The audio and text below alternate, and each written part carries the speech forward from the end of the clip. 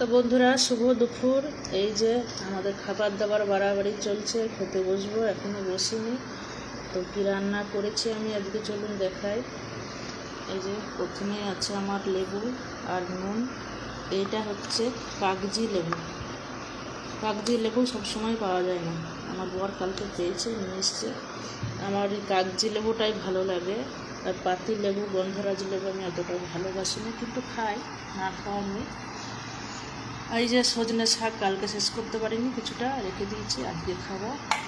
আর আজকে এই যে ভেন্ডি ভাজা, আর এখানে হচ্ছে কাঁচকলার তরকারি করেছি, আর সয়াবিনের তরকারি করেছি।